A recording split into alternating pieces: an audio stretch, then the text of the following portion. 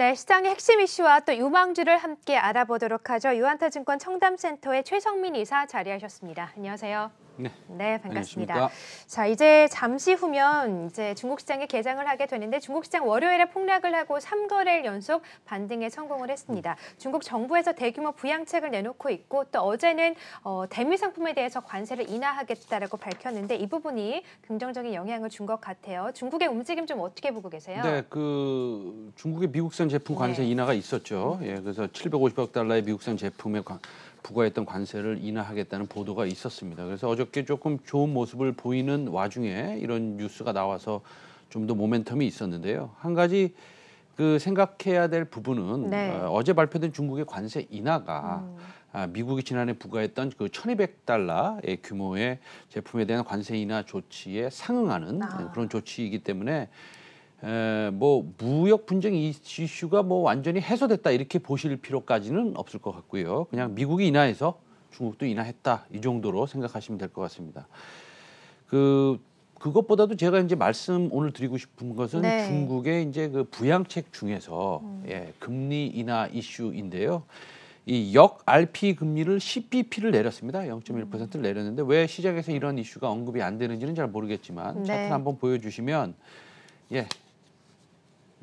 역금리 추이 보여주시면 그림을 보시면 중국의 2월 3일 RP 그러니까 굉장히 단기적인 자금입니다. 금리를 2.5에서 2.4%로 인하를 했습니다. 간단히 말씀드리면 정부에서 단기로 돈을 꿔주는 겁니다. 그렇죠? 근데 많이 꿔준다고 그랬어요. 그렇죠? 200억 정도의 200억이 아니죠. 200조. 200조. 예, 그렇습니다. 넘는 유동성을 공급을 한다고 그랬는데 이것을 어떻게 꿔주느냐, 어떻게 대출을 해주느냐, 어떻게 유동성을 공급해 주느냐, 싸게 해주겠다라는 겁니다.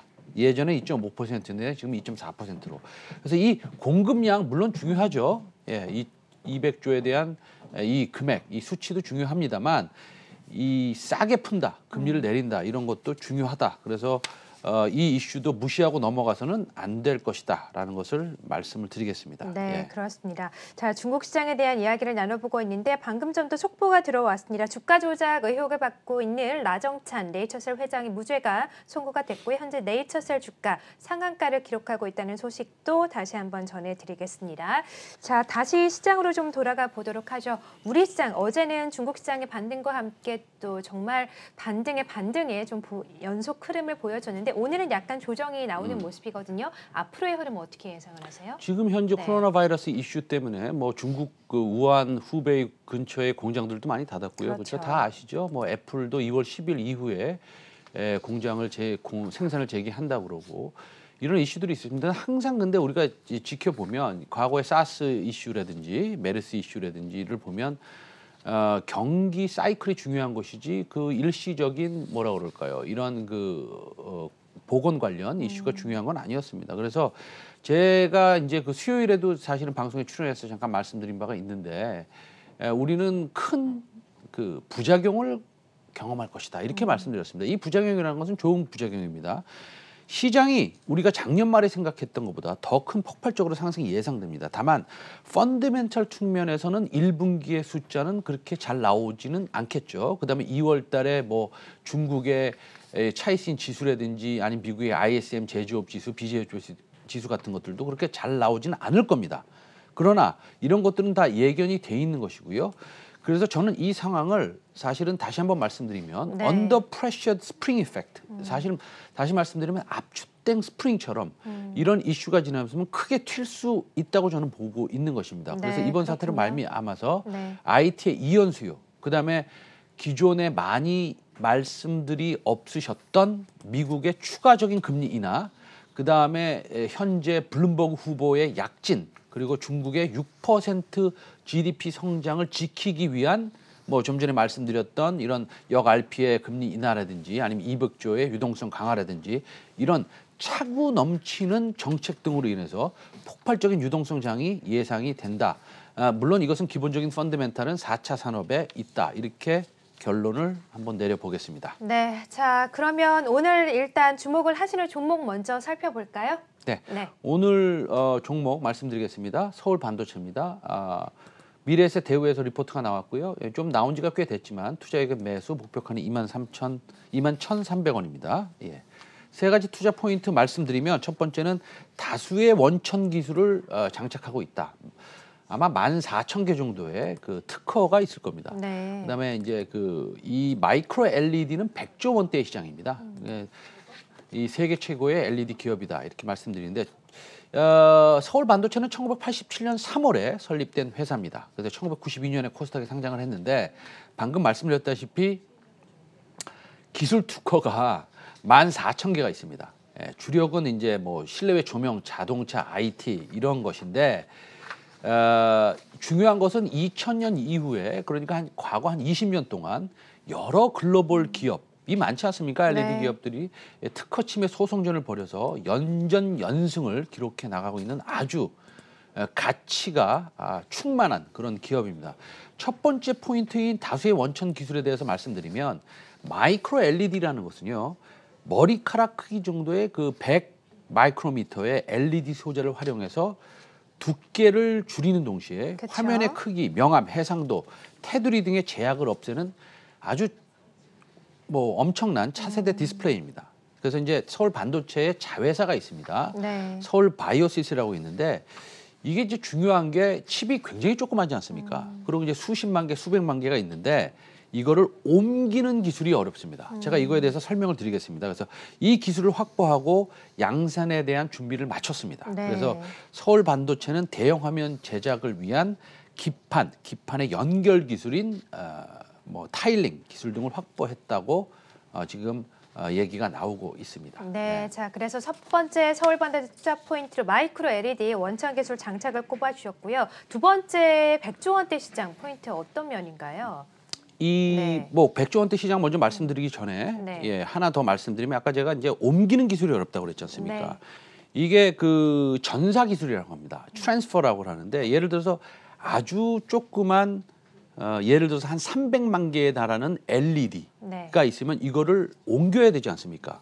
이거는 마치 뭐 해변가에 있는 모래알과도 같습니다. 그 모래알을 하나하나 기판 위에 이렇게 옮기는 게 얼마나 어렵겠습니까? 그래서 이 수백만 개를 다시 옮기는 과정을 거쳐야 되는데 이 기술이 전사 기술이라고 합니다. 한번 네. 아까 그 표 한번 화면 한번 보여주시면요, 예, 전사 기술이 나오는데 그 전사 기술, 예, 전사 기술 모식도죠. 그래서 사실은 이제 그 LED 소자가 나오면 이거를 디스플레이에 옮겨야 되는데 예를 들어서 한 10만 개를 옮기려고 그러는데 99,999개를 옮겼고 아주 조그만 한 개를 못 옮기면 그거는 불량이 나는 겁니다. 그래서 전사 기술이 굉장히 중요한 것이고요.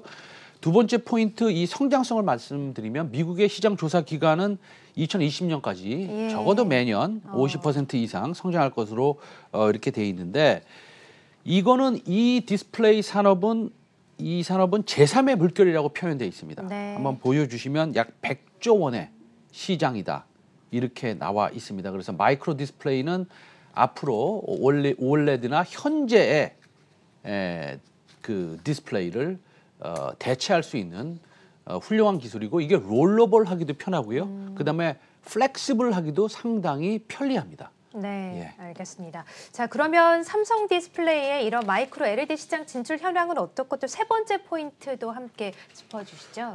네. 이 삼성 디스플레이가 중요하지 않습니까? 네. 왜냐하면 어차피 삼성 디스플레이가 이 TV를 만들고 그 다음에 핸드폰을 만드는 저 디스플레이를 만들기 때문에 삼성전자는 올해 마이크로 LED를 적용한 The Wall이라고 이거를 이제 CES에서 발표를 했습니다. 네. 예, 발표를 했고 삼성전자는 이제 최근 진행된 컨퍼런스 콜에서 이 75인치, 그 다음에 88인치, 93인치, 110인치의 가정용에 적합한 다양한 크기의 마이크로 LED TV를 출시해서 홈 엔터테인먼트 시장에 본격 선도할 거라고 얘기를 했는데 이거는 이제 우리가 올레드 시장이 있고 왜 그 삼성전자는 또 QLED라고 하지 않습니까? 그렇죠. 요것은 QNED입니다. 네. QNED인데 이런 이제 실험실에서 벗어나가지고 양산 절차에 돌입하는 것으로 확인됐고요. 그리고 이제 이 QNED를 만들기 위해서 설비를 수주를 해야 되지 않습니까? 네. 발주를 해야 되지 않습니까? 그래서 이제 삼성 디스플레이는 CMS라고요. 이제 비상장 업체가 있습니다. 이게 발주를 했고요. 그다음에 여러분들이 잘 아시는 원익, 그다음에 SAP 등에도 SFA죠. 예, 발주를 했습니다. 그래서 삼성도 이 마이크로 LED의 최대 기술 난제가 뭐냐면 아까 말씀드린 수백만 개의 마이크로 LED를 디스플레이로 옮기는 겁니다. 이게 굉장히 어려운데 네. 이 전사 비용이 그래서 굉장히 큽니다. 근데 이걸 획기적으로 낮추는데 지금 총력을 기울이고 있고요. 예, 지금 화면에 나오죠. 굉장히 모래알 같은 LED를 옮기는 것이 굉장히 어렵습니다. 그래서 이 장점을 다시 한번 말씀드리면 자유자재로 접는 롤러블 TV에도 굉장히 생산이 가능하고요. 확장성에도 제한을 받지 않습니다. 그래서 네, 알겠습니다. 상당히 반영구적인 디스플레이를 양산할 수 있다. 이 기술을 쓰면. 그래서 상당히 뛰어난 기술이다. 이렇게 말씀드리고 싶습니다. 네. 자, 그럼 마지막으로 또 시일성과 모멘텀 점수도 한번 내주시죠. 네. 네. 이 수천 개의 특허, 수천 개가 아니죠. 수만 개죠. 14,000개의 특허와 그다음에 이 마이크로 LED 시장은 서울 반도체에게 다시 돌아오는 10년 만에 최고의 기회다라고 말씀드릴 수 있겠습니다. 그래서 네. 시의성 별 5개, 예, 모멘텀 별 5개 만점 드리고 싶습니다. 네, 알겠습니다. 자, 오늘은 바이앤바이 서울 반도체를 소개해 주셨습니다. 지금까지 최성민 이사님과 함께했습니다. 고맙습니다. 네, 고맙습니다.